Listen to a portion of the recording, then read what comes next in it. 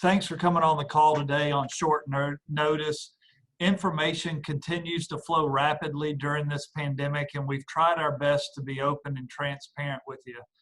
It's hard to believe how many times I've walked into the office in the morning thinking I was going to work on one thing and then spend the next 8 hours on something completely different. The ongoing pandemic has taken a toll on all of us. These are difficult, frustrating, and unprecedented times. Individuals, families, and businesses are all being affected. Today's news is disappointing to me on so many levels, obviously with our student athletes, our coaches, and our staff, but also our community. And I know and understand what this does to affect our community. So obviously I'm disappointed for that. I am so impressed with the resiliency of our 380 student athletes, coaches, and staff. These are uncharted waters for all of us, and we are sticking together.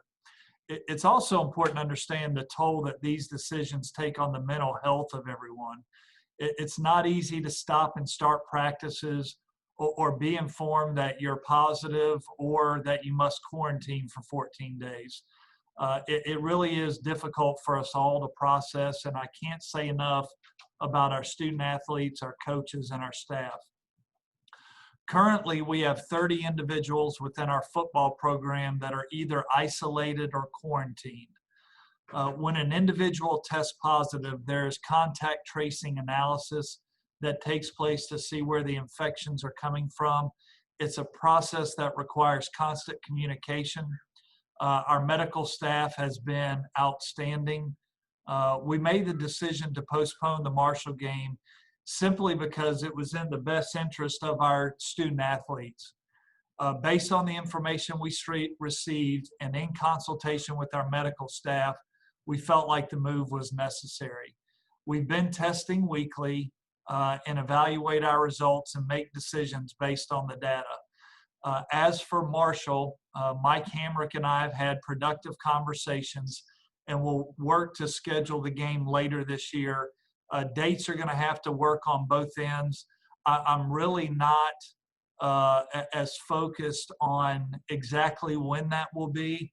When we spoke by phone multiple times today, we both indicated that given the significance of the game with the 50-year anniversary of the plane crash game, that we were going to do everything we could to make that game a reality. That could be at the end of the season. It could also be in the middle, depending on how the season plays out. We've had multiple talks with Dr. Silvernail in the Pitt County Health Department. He's been extremely helpful and continues to be a resource for our department. We still are looking at, obviously, football games in the future, and I do feel like we will have fans in the stands, but I feel like it is going to be limited capacity. And really, it's not going to be a normal process. It is going to be us working, or me working through our chancellor, then working through Dr. Silvernail, and then state and local health officials to determine what that attendance will look like. I do want our fan base to stay with us, stay with this team, stay with this athletic department. We're going to give the options out for refunds, donating tickets, etc., depending on what the remainder of our season looks like. And it's really also, I want to point out that, we still have to operate from a scholarship funding standpoint. These student athletes are still going to class, and we're having to fund right around $8 million for our student athletes to attend class for scholarships. That's all sports. And so we want, our Pirate faithful to still stay with us in that regard. So that is a brief update. I'll be happy to open it up for questions at this time.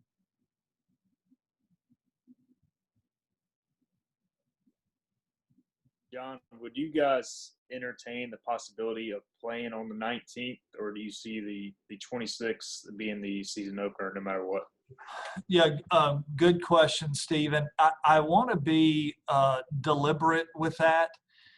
And my thought process all along, I would hear from quite a people like when this first pandemic happened and we lost a couple games, I was pretty set at staying at 10, but because I had anticipated some things like this happening, so I wanted some flexibility.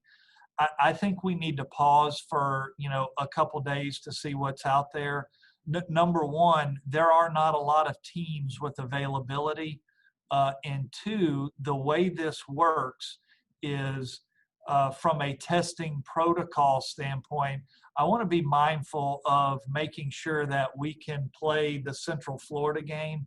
I don't want to pick up a team, play that game, and then potentially have an issue where you couldn't play the following week.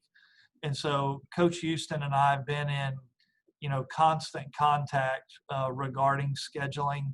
And I also know that there's the potential for flexibility throughout the year if other teams can't play, due to the pandemic. And so I want to be very mindful and deliberate and not rush out in any regard. I want to make sure we get healthy and are ready to return to the field first. John, is there a number that you have to get football back out?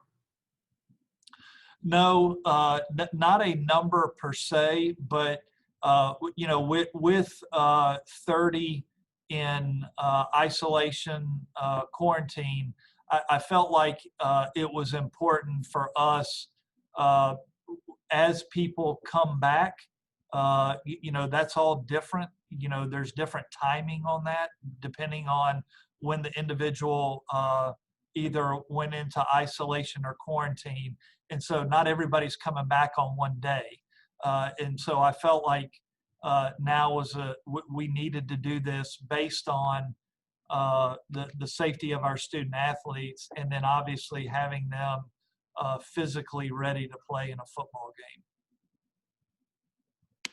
Does this speak to, John, I know you and Coach Houston have talked about the difficulties of contact tracing and how complex it is with the 30 guys. I mean, does this kind of speak to the reality of hitting that contact tracing is something that's really hard to manage? Is that a main drive in this decision?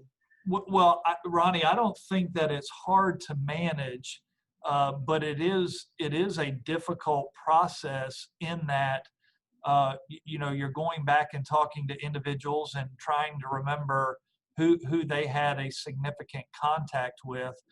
And I think our student health and our athletic trainers and our medical staff are doing a good job in managing that. But it is difficult. I mean, it would be hard for me to remember who I've been in front of the last 2 days. And so it adds it adds another element that we have to be mindful of.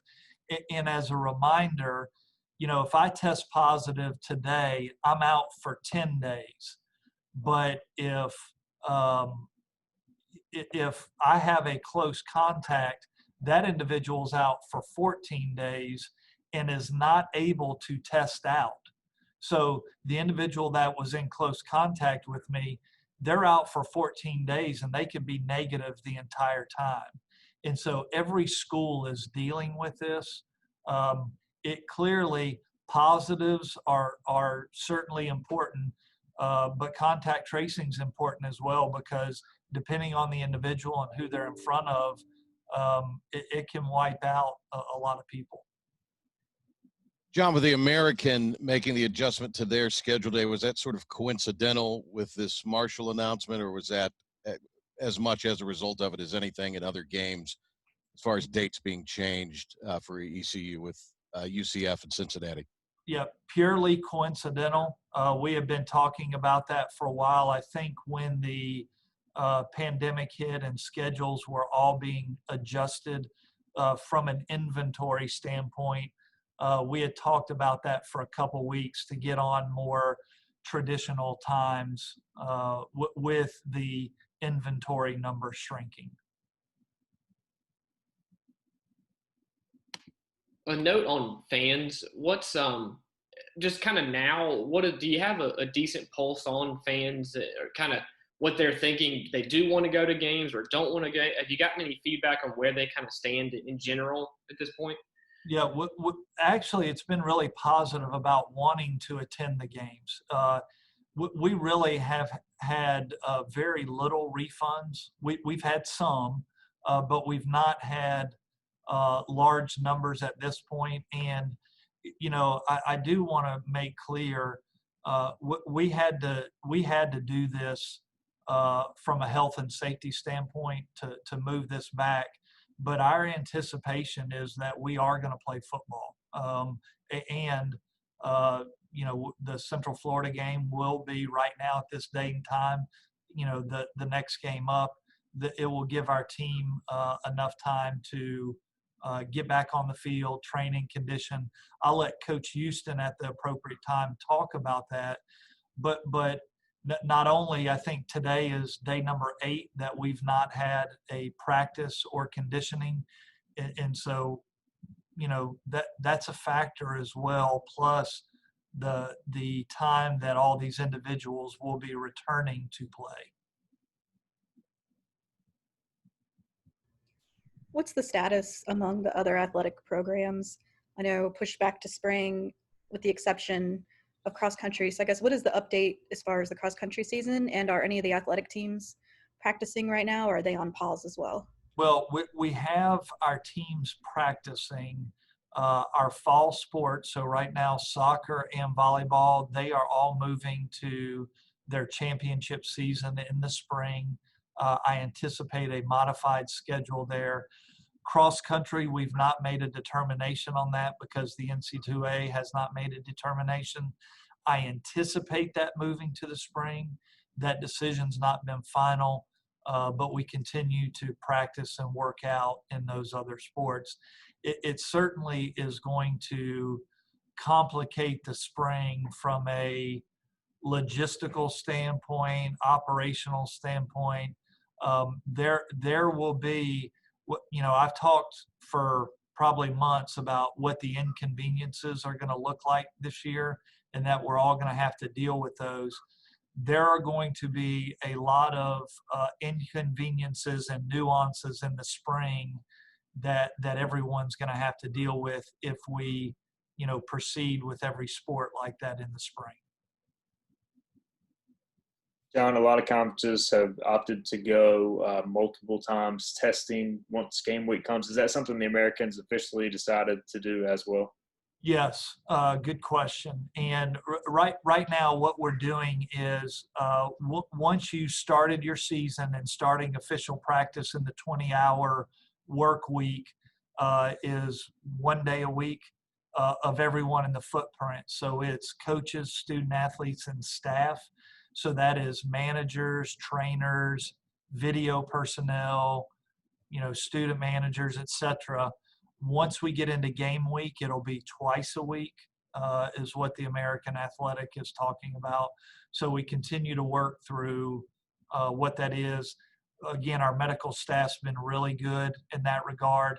We are extremely fortunate here at East Carolina in that we've got Vidant and Brody here, where we've been testing and getting the results back in a very quick manner, 24 hours or less. And I would say not every institution is like that. There's some really, you know, big schools that don't have the testing capacity that we have. They're shipping it elsewhere. So that is a huge benefit to us. John, with students now moving off campus, do you feel more confident that the season will be able to happen now that you can almost have a bubble-like situation where the players will most likely only be interacting with each other? Well, I don't, number one, I don't think they'll just be interacting with each other. Not everyone is going to move out of the dorm. Now, I know that there'll be a lot of people moving out of the residence hall, but I still anticipate there to be a student athlete population in the residence hall. you know, I think, Nolan, one of the things that you look at, obviously, with people leaving, um, you know, there's less people that our players will come in contact with, but we're not in a bubble. And I think you're going to see college football more resemble Major League Baseball, but because we're not in a bubble, and we can limit our contacts, we can, you know, social distance and do all those things, but we're still going to have this to some degree.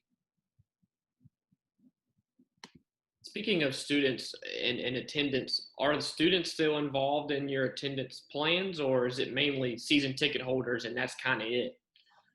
No, students are still involved in our attendance plan, and what we've done is we've tried to wait until the last possible minute to decide what our capacity will be based on, you know, state and local health protocols, and so absolutely our students are very much a part of our plan once we determine what that plan is.